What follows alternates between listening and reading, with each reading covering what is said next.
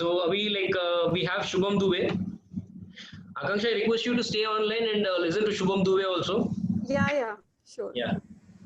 So could I request Shubham Dubey bhai? Hi, dear participants. Today we have Mr. Shubham Dubey, co-founder and executive director of Javik, the Essence of Purity, Javik Farms. He's a person who's a public speaker, very good public speaker. Whatever he speaks with confidence. Welcome Dubey, welcome Shubham Dubey for GIST 2020, Guidance on Innovation, Science and Technology, the international webinar sessions. And now we request you to take over the session. All right. Thank you so much, GIST, for having me, and thank you so much, Narendra Rahul, for this awesome opportunity. And we, as a batch, so we also all of us study in SIBM Pune, me, Akansha, and Narendra Rahul. And we, as a batch, have been very supportive to each other, and this is such a great opportunity. And I'm really honored to actually be addressing 115 participants, which is a lot for me because this is my first time doing this. So yeah, I hope I'll be able to help you guys with something and enlighten you guys with something, something which is a forte of my own. And a little bit about myself. I am actually a student or come entrepreneur, and my business actually revolves around making, or rather I should say creating, um, traditional methods, organic food products. So what we do is that we actually create all these food products using the traditional methods, which according to Ayurveda has been considered to be one of the purest and the most appropriate methods to actually handle the food and the food material, and also to prepare your food. So why this? And oh, by the way, the brand name of my business is the Javik Farms. You can find it on Instagram, on Facebook, and we have also started taking orders on WhatsApp as well. Things have been going good, and overall establishment of this entire business idea has actually showed us a lot of ups and downs. And I've learned a lot in these 3 to 4 months, probably much more than what I've learned in a very long time. And so that's one element that I'll be discussing with you guys in the second stage of my part of the session. And so the first stage I'll be dealing with a topic which was actually allotted to me, and I'm pretty fortunate that I got this opportunity to speak on this topic, which actually is a problem for the society in general in today's date. Ever since the influence of social media has expanded, and there are just people with their opinions, and there are so many things that happen, right? And you as an individual, if you have your own brand, and if you have your own vision for something, and you try to actually expand it on social media, there are certain things that do take place in it. One of them is criticism, and that's going to be my topic as to how to deal with criticism. But I think I'd be willing to take this liberty to not just talk about the criticism on social media, but I'll actually be addressing criticism in general, which will not just help you with your business, but then actually to how to create that appropriate mindset to handle criticism and judgmental opinions in general. Because trust me, guys, the way our generation is heading at, or the future is heading at, we'll have to deal with multiple opinions, and you will be willing you have to be willing to do it with the most sensitized manner as much as you can. And one of the major reasons why, and that's because social media is such a platform where you can actually end up saying anything and everything you want.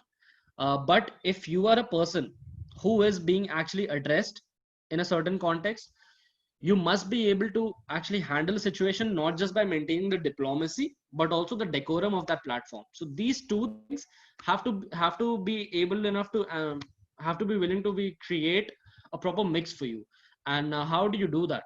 That actually happens just like anything else happens, right? You have to have the right approach to do it. So let's just start with the session. And guys, one more thing, I'll actually I'll actually keep it a little flexible, and I'd be willing for you guys also to just interact with me, and just pop up with your questions as much as you want. I'm just here to answer all the questions. As the sessions keep going, I'll be just considering, and I'll just be looking at the questions, and I'll just answer you guys. Okay. So let's start with criticism. So I was just going through the definition of criticism on Google, and it was pretty one-dimensional in my opinion, because in today's date, criticism is just not a breakdown of what's right and what's wrong. There's a lot of negativity also which comes along with it, which is addressed to be as which is addressed to be as critical, or it is addressed to be as just a formal criticism. Whereas in reality, it's not the case most of the times, because most of the times in today's date, whether it's Twitter, whether it's Instagram or whatever, there are people who are actually, just trying to downsize you with no purpose at all in general. But then yeah, it's just become that that trend that we have been noticing. And as a person who actually runs his business on social media, we actually tend to actually say these statements, or we actually tend to make these statements based on data, like proper data. And it's just not me just blabbering something. So when you're talking about criticism, there are three types of criticism in terms of nature. And so I'll be going at the best ones to the worst ones. And so the first thing is positive criticism, as we know, which is also referred to as constructive criticism. Now, constructive criticism is something where you, with a group of people, or whether it's you addressing something and someone else is actually addressing you, whether what were the positives of whatever you had actually vocalized, whether it could be your opinion or it could be your idea or anything. So the positives, the negatives, and the scope of improvement. So when an overall opinion of an individual gets broken down into three parts, and it includes all of these three elements, that is what we call constructive criticism. Because in this, a person is not trying to hate on you, or that person is not trying to actually um, you know just tell you the downsides of things. They are actually letting you know that, okay, this was the overall scenario, and in his or her opinion, this is what went right and this is what went wrong, and these are the things that could be improved. So that's constructive criticism. Now the second comes the negative criticism. Now the negative criticism, as we know, is completely opposing to constructive criticism, as the name suggests. And the one important factor of negative criticism is just people either hating on you for no reason or no base at all. Their arguments might be missing out on any proper or on any particular idea, or it's just some motivation. And things that are so when people are criticizing you but is not actually justified, and when these things don't happen, and when there is no particular base of something that people are saying, so that's just negative criticism, because that's done without a purpose, without an agenda. And if there is a particular agenda, that tends to be very negative, and it's just done to harm you. And the third one, and the most important one, guys, because these two criticisms, they're fine, they're external in nature, but then the last one is self-criticism. And self-criticism is one of the most crucial things, which is so necessary, yet it must be avoided at the same time, if not done in the right manner. Self criticism is the third thing, where you actually sit down, you contemplate about things, and you actually try to analyze whether what went wrong or what was right. If you're doing it the right way, by the way. If you're going negative with things, you'll just be, you know, you'll just be bashing yourself the whole time. It's just going to be a roller coaster of negativity for yourself. Because I can say this because I have been one of those individuals who has done that to myself, and I have realized over a period of time that what kind of impact does it actually have on you. So moving ahead, now what are the things that you must do to actually deal with these three types of criticism? All right, or I should say, what are the best ways to handle them, right? And when we are talking about the constructive criticism, you can always be open with your mind. You should always accept them with open arms, and you should actually be willing to just try to understand whether what the logic is, or whether there is a logic or not in the other person's um, whether there is any logic in whatever they are saying, or whether their point is correct or not. Because see, um, whatever your idea is, or whatever your business idea, or whatever your opinion is, if you inside feel confident enough about it, and if you deep inside your heart you know what you're doing, you'll be actually be embracing criticism with your open arms. I'll give you one example. All right, so there was this one presentation back in our college, in undergrad college, where I was supposed to present on a particular country. and my country was Greece. And so I gave that entire presentation, and I think I did, and I think I did good enough because I had received a lot of appreciation for it. But then what happened was there were certain people who actually had an opinion about it, where they actually told me that, okay, listen to me, your hand gestures were a little over exaggerated, and some people gave me other pointers and etc. And what I did was, the me being an individual, I actually heard whatever they said. All right, I listened to whatever they said, and then I actually tried analyzing whether I actually did this or not. Because me as a person, when I'm performing something, I'm observing myself. Subconsciously, I'm doing that because I tend to always look at myself as a person who has this responsibility to let people know that, okay, um, if I have something in my mind and it is my job to do that, I will do it. And I have to make sure that I do it the right way. So I subconsciously was observing my own performance, and I realized that, okay, two or three of the things that people told me were actually correct. They made sense. And the very next presentation, I practiced it, I worked on it, and I actually ended up changing it, which actually tells you as to when you have a person who is actually giving you the constructive criticism, you are fortunate enough to have those people around you, because A, they are real with you, B, they're giving you the right advice, and C, there's always scope of improvement. As individuals, I might be actually addressing you guys about these things, but then yes, there is always scope of improvement for everyone, which is one of the major reasons why I always approach my life as a student. No matter what things are, no matter how much I'll grow in the future, I hope I do, but yeah, I'll always approach my life as a student. So that's the way I think I have dealt with constructive criticism, and I think you guys should. Second comes the negative criticism. When we're talking about negative criticism, the most important element that you guys have to look at is the base of what they are saying.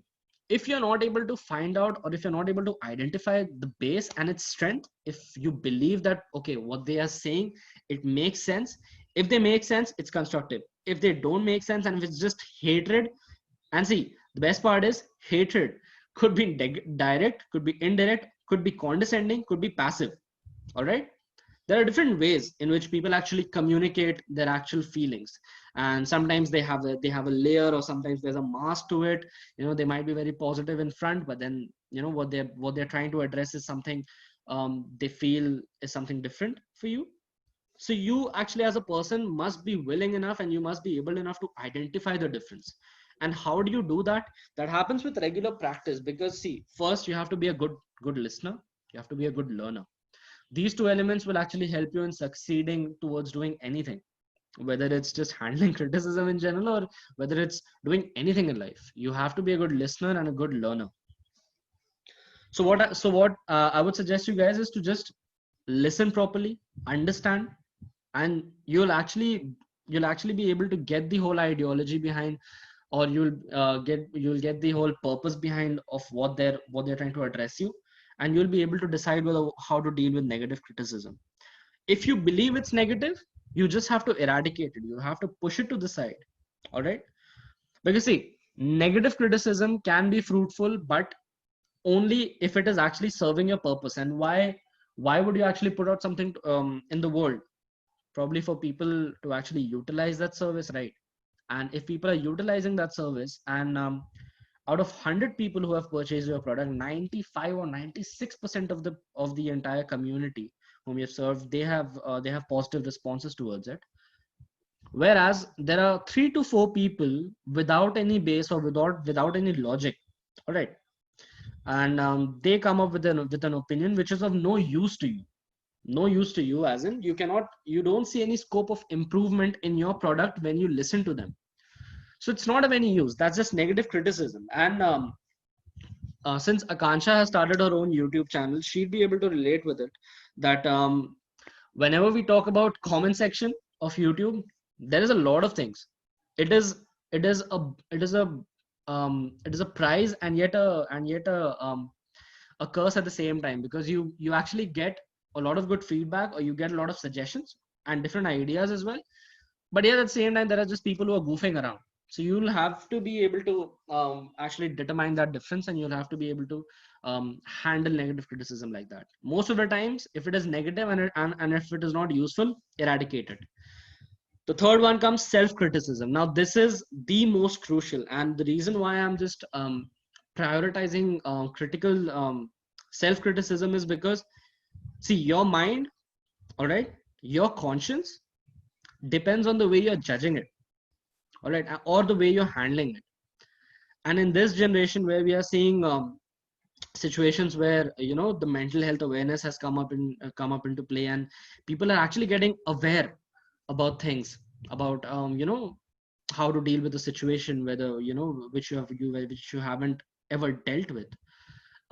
We as responsible citizens, we have to know that if I'm actually taking that step to criticize myself, or actually I'm trying to evaluate the things I've done, or evaluate my opinion for that matter, I'll have to do it the right way. All right, because here's an example. So I'll be giving you a good example and a bad example from my own life.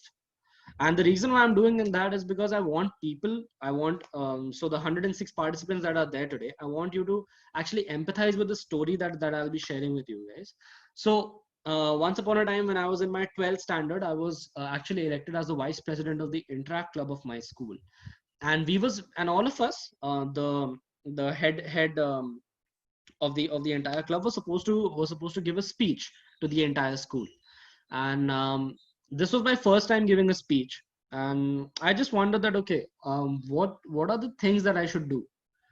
Now I had two options to handle this situation: either to get hyper, all right, because I didn't have a lot of time, either to get hyper and just take things way too seriously, and just go in that negative state of mind and just end up ruining things. Or I could have just sat down, and I could have just thought about it, that okay, this is my task, these are the things that I need to address. Because me, if I'm being elected as the head, people would be willing to understand that what would I do with that responsibility, what would I do with that position. So that was my first stream of knowledge that opened up to me. And later it led to another thing, which was, okay, with this, what we mean is that what are going to be the objectives for it, what objectives I'm going to serve as the vice president of the interact club. So that was the second thing. And with this, from one stream to the other, we were successfully able to prepare speeches for all four of the subordinates. So the president, vice president, and two presidents and two vice presidents. So there were four of us. So we did that. And everyone's speech was actually, given a lot of credit, and people were actually appraising us for that matter. And so this is the good side of the story, where actually I approached things the right way. And when it came to actually self-assessing myself, or self-assessing what I'll be going to do, so that was one method that I did. The second one was the negative side. Now the negative side comes from my undergraduation.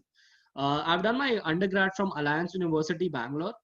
And it was a big roller coaster in my life, because it was a mix of good and bad. But I actually learned a lot in that negative phase of my life, and we'll just keep it there. But yeah, one of the experiences was where I actually had gone for this audition in a particular cultural event. And I was supposed to give an audition, and there was supposed to be a Q&A session for me. And when that Q&A session happened, I'm one of those guys who, when it comes to introducing myself, I make sure that I leave an impact.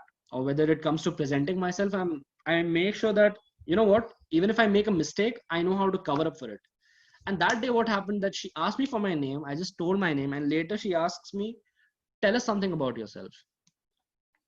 And there I was for almost 10 to 12 seconds, just standing there numb, filled with self-doubt, filled with anxiety, filled with just this fear that don't screw it up, don't screw it up.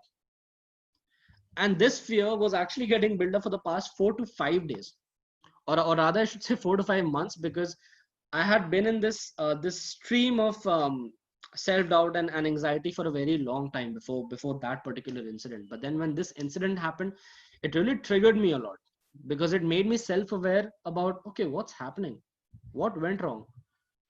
Because I've had a background in school, being very active in co-curricular activities, and even sports for that matter. So it's not that I didn't have a lot to say about myself. and B, I'm able to, crack a conversation with people on a regular basis, whether they are strangers to me or whether they are whom I have met for a very long time. And I just started having this doubt that, okay, what went wrong that day? And I just realized that, okay, you know what, opposing to the things that you have done back in your school, this is something which has actually started affecting you in a major manner. You are worrying about the outcome so much that you're not able to actually focus on your process. One of the best things that I did in this entire period of lockdown was actually, it might sound a little religious to you guys, but then yeah, I just went through the whole Mahabharata episodes, and what I learned was that there is so much that I didn't know about actually how to deal with life, or how to actually handle certain ongoing situations of life. And what I realized was, when you are actually dealing with something, or when you are actually pursuing a process which has a purpose, don't just look out for what are the potential outcomes. All right. If you know your process, if you believe in your process, and if you know um, the potential outcomes as well, you will never really be focusing on other people's opinion, or you will never really be focusing on the opinion that does not really bring any significance to your life. So that flow of life never should be broken down. And so these are the three ways to handle these to criticism. All right, the three different types of criticism. Now actually I'll be addressing how do we create a base to deal with all these three criticisms. All right. So when we're talking about the base, I'll be actually telling you just basic behavioral aspects which you can actually change in your daily life, because since I've done that, it has helped me in a major manner. So one of the things is that your focus must be at the center of the board. Now, if we are relating to the center of the board, I'm talking about the bullseye, your purpose. And your purpose in life is a bullseye. And your purpose could be anything. It's not something. It's not that in life you just have one purpose. There's multiple purpose that we are addressing and that we are living for on a daily basis, right?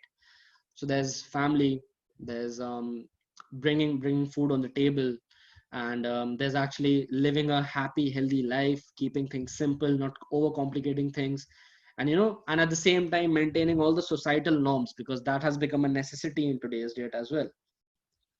Once you are focused on the purpose of your life, and once you're focused on these things, once you're focused at the center, once you're focused at the bullseye, you will never ever be thinking of, okay, if I do these things, what are the possible things that people will say? Because see, being very honest, whatever you do, people will say. They'll say multiple things. I mean, it's not that it's whatever I'm saying is a surprise for you guys, but then this is just my method of telling you that if you have an agenda or if you have a purpose, go ahead with it.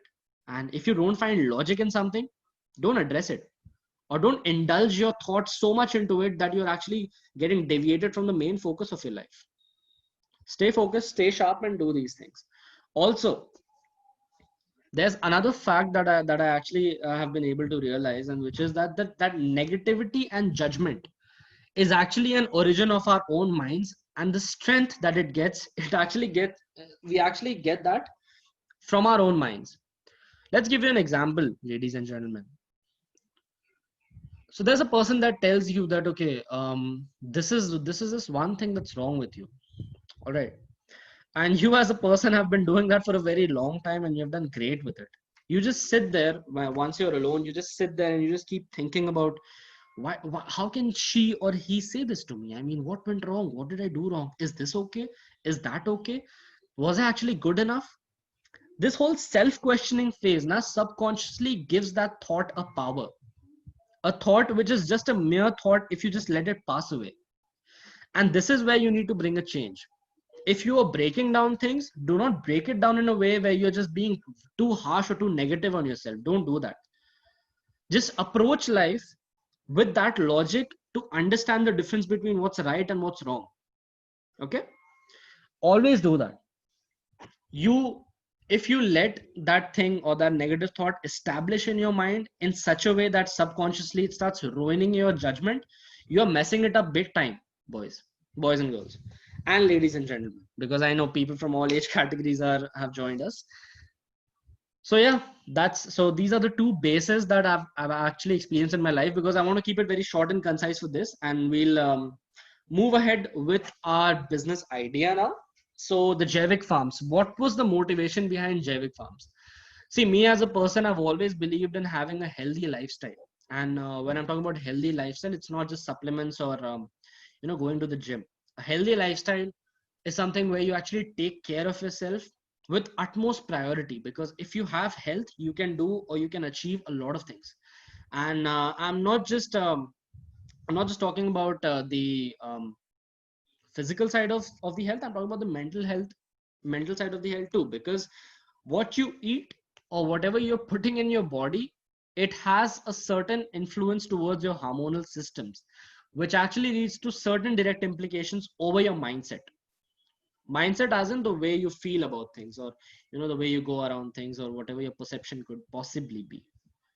So when I started the Jaivik Farms, I had just this one vision that, okay, there's a lot of food processing stuff that already goes on, and with the help of marketing, with the help of their propaganda, they are able to actually um, put this idea in people's mind that, okay, our food is healthy, it's good enough, and just try it once, shuddhata ka shringar, and all these kind of things. But then if this is so when I actually went through this whole study of the entire industry, I realized that, okay, give me a minute. If you are actually claiming that your products are pure, yet it includes class 2 preservatives, additives, and contains artificial colors for that matter. So how do these two things come together? Purity, and then comes this whole mix of things that you've added, which are actually chemically originated, not even natural for that matter. Let's not just get into the organic part of things, because it's not even natural. If it's not natural, how is it organic? So this question has always been in my mind, and this business venture I was actually planning to go ahead with for the past 4 years now. Just because of certain circumstances, I wasn't able to do it. And when we finally got into it, me and my sister, we are both in this, we had this vision to actually create food products in the most traditional and in the most hygienic method possible, so that we are able to serve our community. And by our community, for now, we mean it our entire country, with the healthiest and the purest products that are available in the market. So what I'll be doing right now, guys, is that I'll be actually be leaving my Instagram ID. I mean, my company's Instagram ID, that is at the Jaivik Farms. I'll be leaving my website as well, my website ID as well, mail ID, so that you guys can actually able to get the gist of what I'm trying to say. All right. So there's the Instagram that goes up. There are certain things that we have also addressed in it. So feel free to go through it as well. And website, just give me a minute, okay?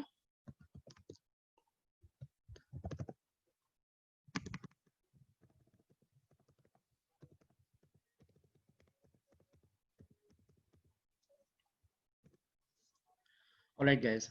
So yeah, let's go ahead with the session. So this was the motivation behind my business idea, and we have been doing pretty good, I'd say. And there's one thing which we are actually bucking up on, and that's our sales now, because we'll have to start getting into our sales venture in a in a very aggressive manner. We have started hiring people as well, interns for that matter, young interns, who will be actually be able to empathize with our ideology, which is one of the most important things that we believe in as a company. That if we have people who will empathize with us, who will empathize with our purpose, they'll be able to serve in that manner, and they'll be willing enough to exert that much.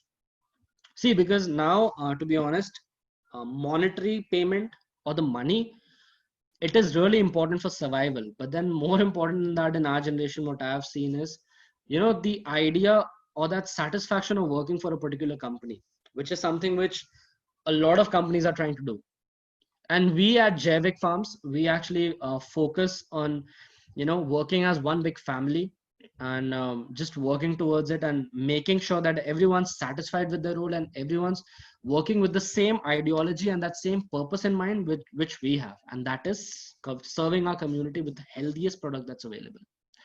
Now we have a range of products. We have Jaivik A2 Desi Ghee, which I'd be getting into the nutritional information of it. So there's a farm which is known as the Two Brothers Organic Farm, who are doing a tremendous job already in this sector of organic food industry. They're doing a great job, and they are really inspiring for us. And so their ghee had the fat content of 99.6 grams out of 100 grams of Jaivik A2 Desi ghee. Whereas our product had 99.8 grams of pure healthy fat, which is inclusive of vitamins, omega-3, everything, and certified by FSSAI, obviously. Without that, it's just not possible to just make your food product available. And so this actually made us realize that, listen, what we are doing, we're actually doing something good, right? And this one product that we have, that is our ghee, is actually been appreciated by whichever customer who's purchasing it. They love it. All of our every customer that has purchased it. So we're having repeat orders where people are actually getting creative with with our products, which is something which will be motivating our customers, our other customers, to do as well. They are creating different mixes for their skincare, for their hair care, not just for consumption. So people have this thing about ghee that, okay, you can actually just consume it, or you can cook your stuff with it, or something of that sort. And it's just not that. Ghee as a commodity, what we've realized, it has a solution for a lot of things. So that one product has been a huge success. And apart from that, there are a range of pickles that we have created. The best part about our pickles is there is no machine drying that we use in it. If we say traditional, we mean traditional, and that's how we go it. All of our products, all of our pickles are sun dried. All right, no additives, no chemicals, no vinegar. How about that? No vinegar added for that matter, and sun dried, you know, at a particular, and outside with the proper hygienic measures that we take. And apart from that, there is only one preservative that we add, which is, any guess, anyone? I'd like to see your guesses in the chat box, so please be prompt with it. Salt. Sharon Ralapalli, you have done a great job. So yeah, it's salt, and not just any other random salt which we normally see in the market. It's actually organic salt, the pink salt that we use, which is which in Hindi we call it senha namak, and we use that for it. And that is the only preservative that we use. And the opinion or the review of pickle has also been great. And we are working on more ranges. I just saw a question about having more ranges in the future. Definitely, there are actually 4 types of pickle that we have right now. We'll be working on 2 or 3 more. Apart from that, what's there in the future for us? We'll be working on some Ayurvedic products, and not just the typical Ayurvedic supplement products that other brands like Patanjali or Shri Shri Tattva have.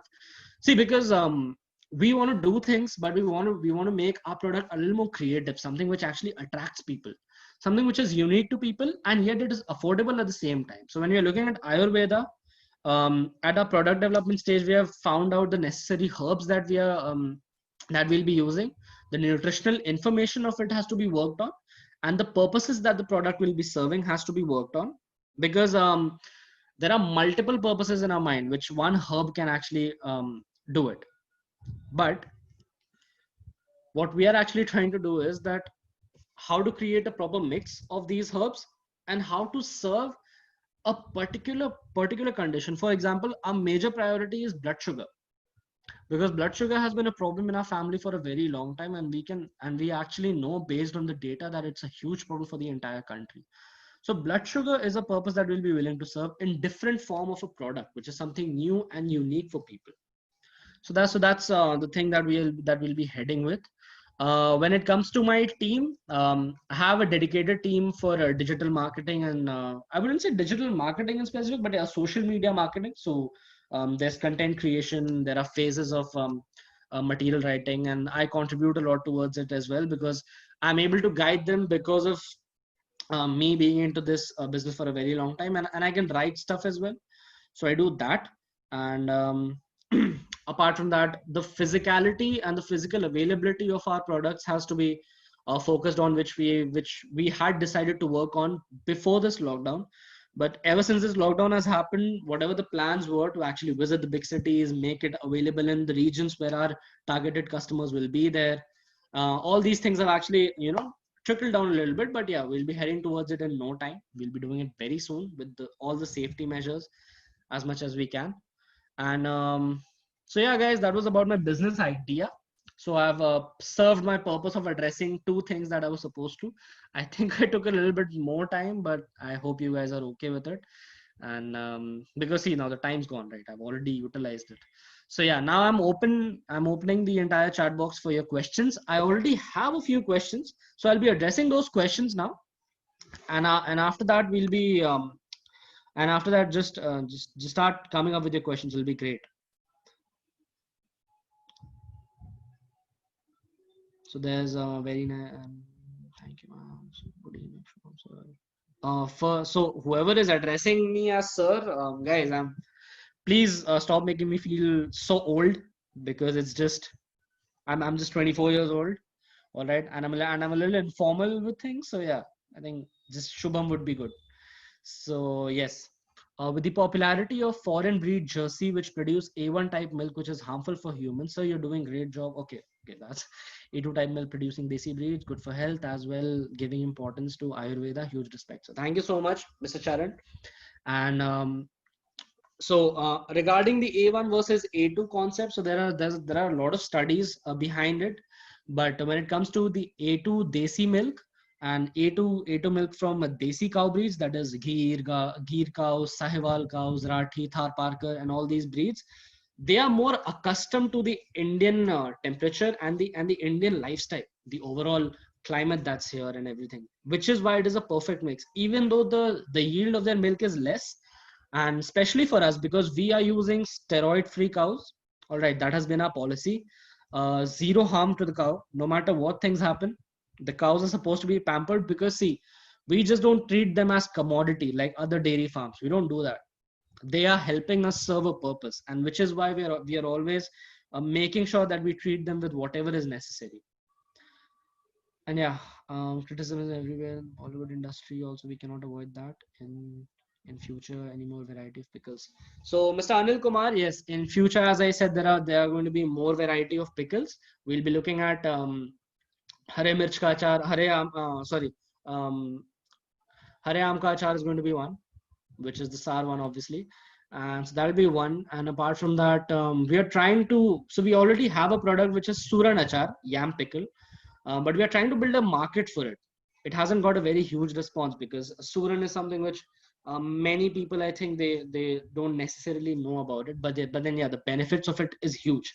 So we'll be addressing that. So these two products, I'll say, is going to be in terms of a pickle category. And what else is it? Okay, here's a resume. True, in social media, there's a lot of open criticism, and most of the times, without any logic, you have to learn to deal with it. That's a great opinion.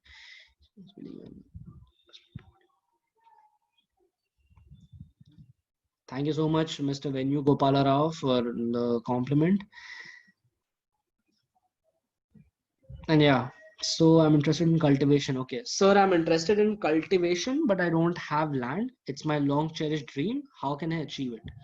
Okay, Mr. Ganesh, that's a great thing that you've actually asked for. And if you're looking for a solution for it, my friend, I think the best thing is that whichever area you're in, all right, whichever nearby area, there might be some outskirt where people might actually be willing to pursue farming, all right.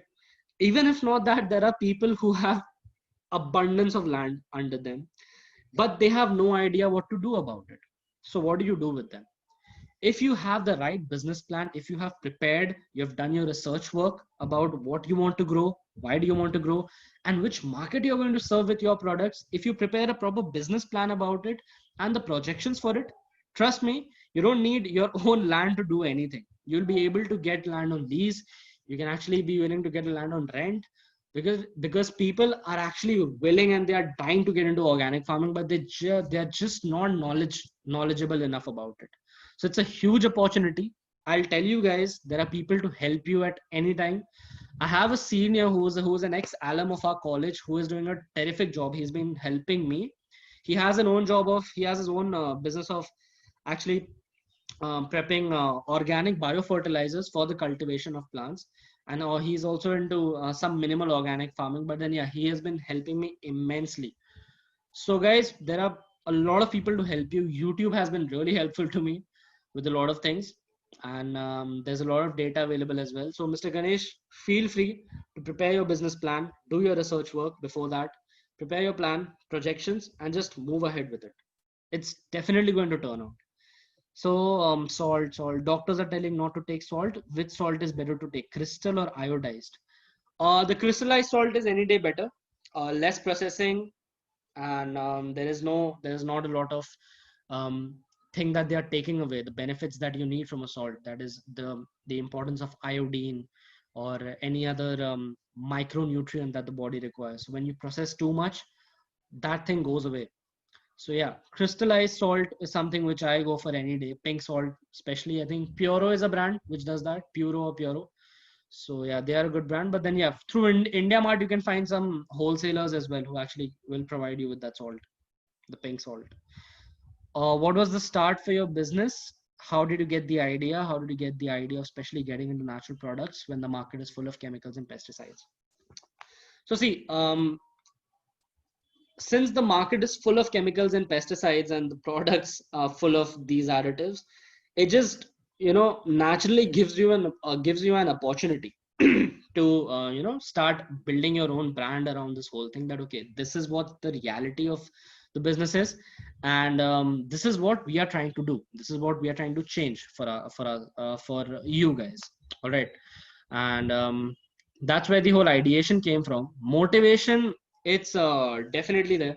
Motivation has been there ever since I've actually seen people from my own family suffering because of the lack of knowledge of having a healthy lifestyle and also the healthy consumption of things. um, that was the motivation to just change the overall lifestyle for my family first, and so that later in the future I can do that for the entire country. It sounds a lot, but then yes, if your ambitions are not big enough, you probably should drop them. You have to be realistic, but then yeah, you have to have a vision which is big enough. So that was the motivation. And what was the other part of the question? Start of your business. So start of the business, definitely there was a lot of planning that went into it. A lot of planning went into it. And what are the products that we are going to come up with, which are the products which are more trending in the market, which are going to be the safest product that could possibly be there, what is going to be the investment. So a lot of research went into it. And I think a lot of your research work actually is very easy, yet it is pretended to be very complicated in nature. It's as simple as the fact that you just have to get in touch with your customer. You have to know that which customer's opinion is actually the right one and which is the wrong one. Talk to as many people as you can. Talk to the experts of the industry. And we as students of SIBM get that opportunity to talk to the experts of the industry very easily. But if you are on LinkedIn and if you're able to create a network for yourself, it just gets that easier for you guys as well. So you guys should do that as well. And how did I get the idea?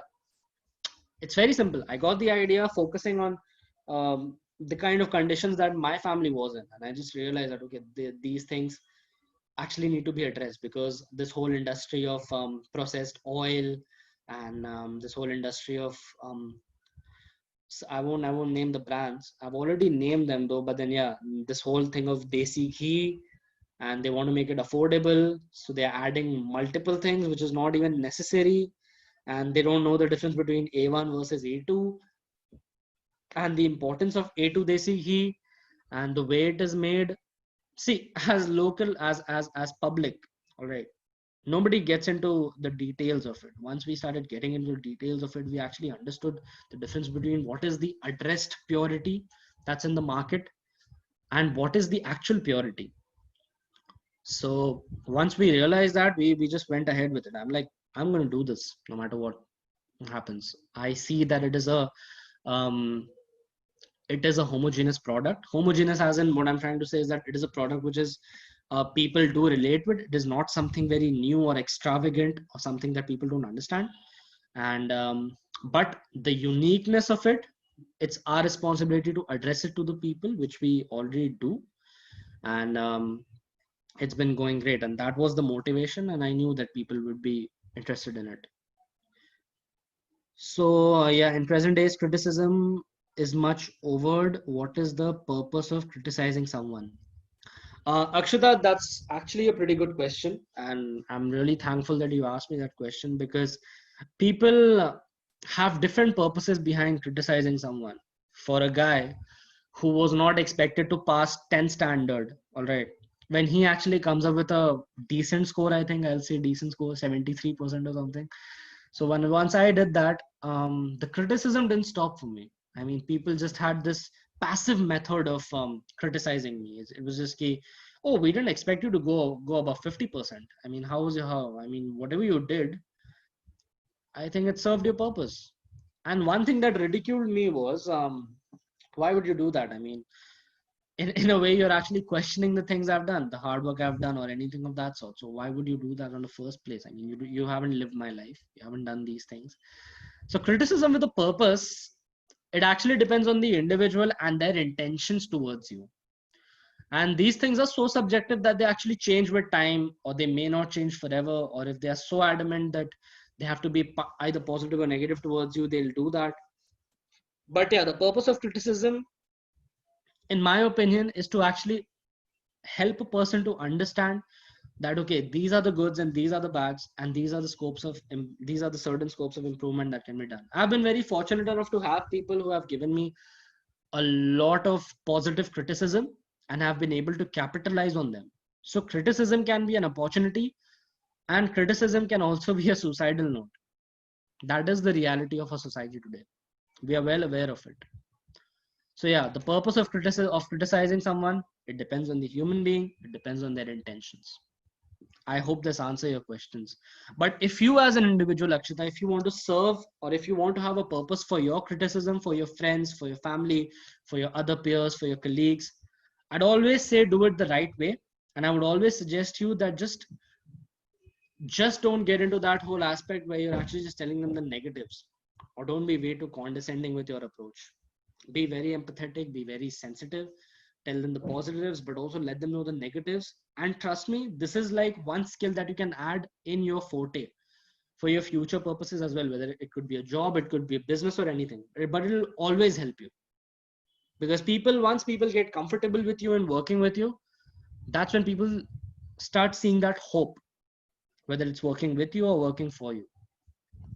Is Patanjali that natural as it says, or is it a market strategy?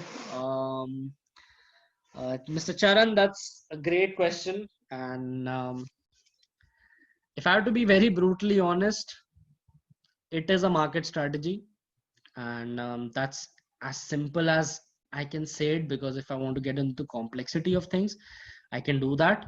And the complexity of the thing revolves around how you're actually, communicating your product to the people, right? Um, when we are talking about Patanjali, they are connecting it with a Swadeshi movement, that is accepting Indian products. Yet at the same time, they are addressing it as Shuddhata ka whatever, basically purity, a sign of purity or anything of that sort. But then, as all of us know, all of us are well aware of the definition of purity. If you see their nutritional label, or if you see the nutritional label of their products, it does not necessarily address the exact same thing. When it comes to communicating the Swadeshi movement, they did a great job, because Patanjali has become a household name now. So kudos to them for that. But the second thing, which was more important in my opinion, and that's serving the purity purpose, I don't think so. There are much better options. There are much better companies which are at a smaller scale. And just because they are at a smaller scale, they're not able to become a household name. And we surely will be taking over this industry as the time actually moves forward, and urbanization gets into place. People are more informed about their health. And I'm just not talking about my company. It's our community, where all of us are trying to achieve a particular purpose. We are trying to eradicate a certain set of organizations which are actually addressing, or I should say misaddressing or misconducting their ideology and their purpose. And for me, it's unethical, because as an organization, whether it's a public organization or a private organization, it is your responsibility that what you're saying, you should mean it no matter what. If that's not happening, if they're not doing it, I wouldn't say that they're serving the purpose of purity. And that's my answer. I've got a lot of opinion, which is actually nice, which is doctors are telling to take no, not this, about the difference between A1 type milk and A2 type milk. So that was really good. And the whole ideology of we must work on ourselves, and we must believe in ourselves irrespective of whatever we do. So Mr. Subhash, that was actually nice. And yeah. So guys, there is still, do I have more time, or are we done? Is anyone from GIST there, or even they left? Dear participants, if you have any further queries, please do post it down, or else we can wind up the session. Sir, but I'm really pretty much excited today, sir, to see you. Shubham, sir. Thank you so much. The pleasure is all mine. I can't see you, but yeah, I mean, the platform that you have provided to me, it just means a lot to me. Okay. Hi, sir. This is Srinivas Kumar. Hi. Nice to meet you. One of the brother of Rahul, sir. Oh, okay. Yes, sir. Nice. So I think there are no more questions, so we can wind up the session. All right. Yes, sir. So there is a thank you note. Thank you so much, guys, for all the thankful messages, and I'm really grateful for this opportunity that you guys have provided. Not just me, I can say that on behalf of Akansha as well. Guys, I'll be doing this one thing. I'll be leaving. So I've already added the Instagram and Facebook ID. I'll do that once again so that you can have this one, just this one stop where you can actually find our link. Guys, go follow us. You can try our products. I promise you're gonna love them, because the kind of effort and the kind of standards that we are maintaining, we are doing that for the entire community, and that community includes you guys as well. And now that just is not a marketing propaganda, that's my truth, and you guys can back it up with your testing as well. And it's just phenomenal, the opportunity that I've got today. And yeah, so, thank you for bearing with me as well, even though I just reduced the number of people who are actually listening to me. Sir, I'm giving a thank you note. So, thank you, sir, for valuable insight and enlightening us with your valuable experience by taking out time from a busy schedule. We wish this legacy and our journey in making India proud. Thank you once again for nurturing us, and for sure we'll implement all the inputs in our entrepreneurial journey. Thank you so much, sir, and thank you so much, Akansha ma'am.